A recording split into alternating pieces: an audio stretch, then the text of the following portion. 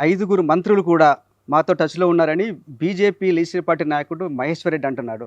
ఆ 5గురు మంత్రులు ఎవరు? మీరు కూడా ఉన్నారా దాంట్లో? నేను చెప్పిన మళ్ళా ఎక్కువ నేను చెప్పిన ఆ రోజు ప్రెస్ హ్మ్. కాన్ఫరెన్స్లో కూడా హ్మ్. Ponnam Prabhakar NSA brought up, NSA నాయకుడు, ఏబీవీపీ బీజేపీకి వ్యతిరేకంగా పోరాడి ఉద్యమించుకు వచ్చినటువంటి వ్యక్తి. గతంలో మా దగ్గర ఒక కరీంనగర్ ఒక చంద్రమౌళి అంటుండే, ఆయన నువ్వు కాదు కావచ్చు కానీ ఆయనకు తెలుసు మా విద్యా వ్యవస్థలో ఎట్లా కొట్లాడుకుంటూ వచ్చినామో. నాకు తెలుసు. నేను మిమ్మల్ని మరి మీరు కూడా చూసిన తెలుసు కదా ప్రత్యక్షంగా. ఎటువంటి బేసిక్ బ్రాటప్ నుంచి వచ్చినామో. ఆ చంద్రమౌళి మీరే అనుకుంటున్నాను నేనే. మరిగా. తర్వాత వాళ్ళంటున్నారు కాంగ్రెస్‌ని మేము కూల్చాము. అంతర్గత కుమ్ములాటలతో అదే కూలిపోతుందని. అట్లేమన్నా అలాంటి ప్రమాదం ఉందా? గుంటకాడి నక్కల్లాగా మీరు చూస్తూనే ఉండండి. మా హ్మ్. ప్రభుత్వం 5 సంవత్సరాలు, మళ్ళీ 5 సంవత్సరాలు, మళ్ళీ 5 సంవత్సరాలు కొనసాగించుకుంటూ పోతుంటారు. హ్మ్. ఒక పార్ట్ మీరు అట్లనే ఇట్లే గుంటకాడి నక్కల్లాగా ఎప్పుడు కూలుతుంది, ఎప్పుడు కూలగొట్టాలి, ఎప్పుడు 20 మంది వస్తారు. 10 ఏళ్ళు హ్మ్. పరిపాలించే తృప్తి లేదు. హ్మ్. ప్రజాస్వామ్యంలో అధికారంలోకి వచ్చినాక మళ్ళా 5 ఏళ్ళకి ఎన్నికలప్పుడు వాళ్ళు తప్పు చెప్పిరా, మేమైతే బాగా చేస్తాం చెప్పే ధైర్యం ఉండాలి. కానీ మళ్ళీ వేసుకొని బండి వేసుకొని తిరుగుతారు. ఏం చేస్తావు? ఒక పా టెలిఫోన్ స్కామింగా, ట్యాపింగా, బిడ్డ లిక్కర్ స్కామా, కరప్షనా, లేకపోతే కూలిపోయే కాళేశ్వరం ప్రాజెక్టు మళ్ళా కడతావా, లేకపోతే 7 లక్షల కోట్ల అప్పు బదులు ఇంకా మొత్తం రాష్ట్రాన్ని అమ్మేస్తావా? ఏందే మళ్ళీ పెద్ద తిరుగుడు ఇంతకుముందు దేశం. మీరందరూ కాంగ్రెస్ నాయకులు ఆరోపించేవాళ్ళు. బీజేపీ, బీఆర్ఎస్ ఒక్కటే అందుకనే లిక్కర్ కేసులో కవితను అరెస్ట్ చేయలేదని. ఇప్పుడు అరెస్ట్ చేసినారు కదా! డ్రామా బీజేపీ డ్రామా బీజేపీ, మేము బీఆర్ఎస్ అరెస్ట్ చేసిన అనాలి. నేను చెప్తా, ఒక్కటి కాదని రుజువైందనుకుంటున్నారా? నేను ఒక మాట చెప్పాలా, నేను కొట్టినట్టు చేయాలి, నువ్వు ఏడిచినట్టు చేయాలి. హ్మ్. నువ్వు నన్ను కొట్టినట్టు చేయాలి, నేను ఏడిచినట్టు చేయాలి. నెల రోజులు ఇది పైగా జైల్లో ఉంటే అది అరే నటనే ఇప్పుడు అంటారా? అందుకే భారతీయ జనతా పార్టీ చెప్తుంది మేము అరెస్ట్ చేసినాం. హ్మ్. కేసీఆర్ అంటున్నారు అన్యాయంగా అరెస్ట్ చేసారు. వీళ్ళు ఇది సానుభూతి పొందాలి. వాళ్ళు అరెస్ట్ చేసిన లేకపోతే ఊర్లలో పోతే కవితను అరెస్ట్ చేస్తామని వందల వేల సార్లు చెప్పినటువంటి భారతీయ జనతా పార్టీ నాయకత్వం ఎందుకు అరెస్ట్ చేయలేదని అడుగుతున్నారు. కాబట్టి దాని గురించి మీరు బీజేపీ తెలంగాణకి ఏం చేయలేదని ఆరోపిస్తున్నారు. ఒకరోజు కరీంనగర్‌లో దీక్ష కూడా చేశారు. కానీ కిషన్ రెడ్డి చెప్తున్నాడు 10 లక్షల కోట్లు తీసుకొచ్చామని. నిజం కాదా? చౌకధరల దుకాణం బియ్యము, బాత్రూములు కట్టినాయి, ఉపాధి హామీకి ఇచ్చిన లెక్క పెట్టే మూర్ఖులారా.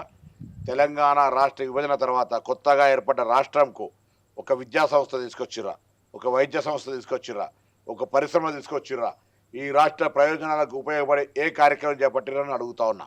మేము కట్టిన పన్నులలో మాకు ఫెడరల్ సిస్టంలో ఈ దేశంలోని 29 రాష్ట్రాలకు ఇచ్చారు, మాకు కూడా ఇచ్చినలా. ప్రత్యేకించి ప్రత్యేకించి ప్రత్యేకించి ఏం తెచ్చినో చెప్పు చేతనైతే.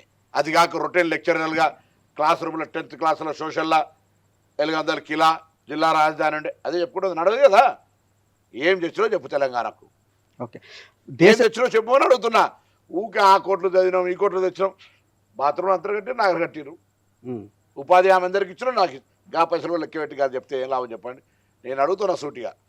తెలంగాణ విభజన హామీలు అమలు చేయలే. తెలంగాణలో ఓటు అడిగే హక్కు బీజేపీకి లేదు.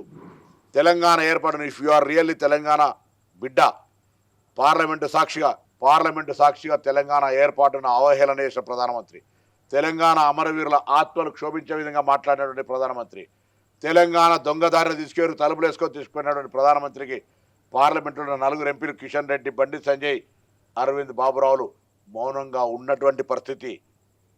ఇలా ఏ ముఖం పెట్టుకొని కానీ తెలంగాణ ప్రజలు వాళ్ళు చాలా మాట్లాడుతున్నారు. చాలా స్కీములు చెప్తున్నారు. కరీంనగర్‌కు రైల్వే లైన్ ఇస్తుంది అరే మేమే. ఏ రైల్వేలే ట్రైబల్ యూనివర్సిటీ పెడుతున్నాం ఏడా ములుగులో. పెడుతున్నాం కదా, హ్మ్. పెట్టినాకే కదా మాట్లాడు. కాంగ్రెస్ గెలిస్తే దేశ సంపదని, హిందువుల సంపద అంతా ముస్లింలకు పంచుతారు, మంగళసూత్రాలు కూడా తీసుకుంటారని చెప్పేసి ప్రధానమంత్రి మోడీ అంటున్నారు. దానికి మీ రియాక్షన్ ఏంటి? ప్రధానమంత్రి అనే పదవికి అర్హత లేకుండా, గౌరవం లేకుండా, పూర్తిగా అవహేళన చేసే విధంగా, ఆ పదవి యొక్క గౌరవాన్ని పూర్తిగా దిగజారుతనంగా మాట్లాడిన మాటలవి. దేశంలో ఎవ్వడు కూడా అటువంటి మాటలు మాట్లాడాడు. పాపం ప్రధానమంత్రి గారికి 1వ ఫేజ్ ఎలక్షన్ అయిన తర్వాత భయం పట్టుకున్నది. ఆదాని అంబానీలకు మొత్తం భారతదేశ ఆస్తి దోచిపెడితే కాంగ్రెస్ అధికారంలోకి వస్తే దేశంలో ఉన్న ప్రతి పౌరుడుకు ఆ ఆస్తి అందేలా చేస్తుంది అనేటువంటి భయం కలిగి ఒకరోజు ముస్లింలకు ఆస్తి వస్తారు అంటాడు, ఒకరోజు బంగారు గొలుసులు గుద్దుకుంటారు అంటుండు, తాలిబొట్లు, హ్మ్. ఒకరోజు జాగలు గుద్దుకుంటారు అంటుండు, ఒకడు హనుమాన్ చాలీసా చదవరు అంటుండు, ఇంకొక రోజు ఇయ్యలేదు అంటుండు.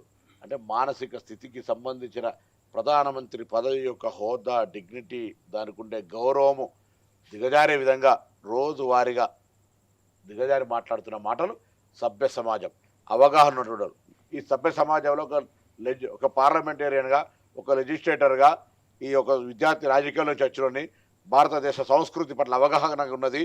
నేను ఒక పక్క హిందువును, భారతీయుని.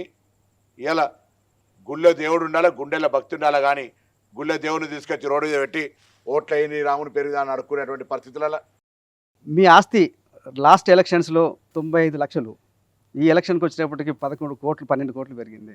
ఏంటి బిజినెస్లు ఏముంటాయి? అరే నాకు సంబంధించి బిజినెస్ ఏమున్నది, 95 లక్షలు ఉన్నది, 11 కోట్లు ఉన్నది. అంటే మీ అఫిడవిట్లు చూస్తే ఆస్తి విలువ పెరిగింది తప్ప కొత్త ఆస్తులు వచ్చినాయి ఏం లేవు అందులో.